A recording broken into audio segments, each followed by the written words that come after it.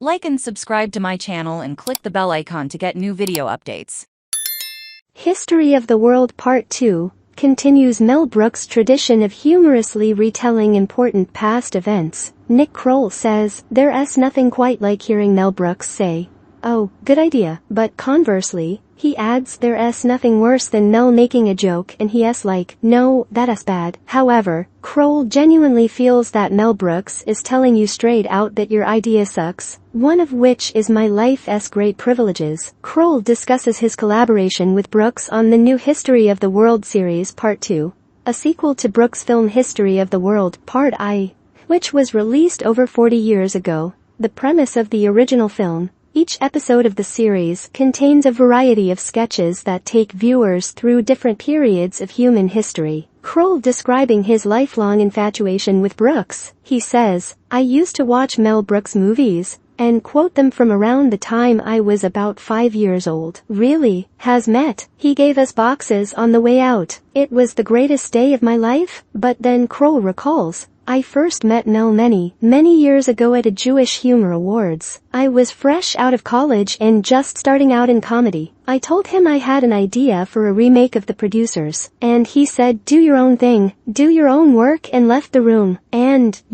I did it." When asked to do History of the World Part 2, Kroll was flattered and felt it was the way it should be. "Is like one of 3 VHSs we had in our house. I knew the whole movie by heart." Kroll says Brooks not only lent his name to the project, but was actively involved as a writer and producer throughout the process. "I remember meeting Mel very early, and he said, 'I have jokes.' He had some stuff ready." It's this tradition of comic book commentary that Kroll says was the creative team's goal in creating History of the World Part 2.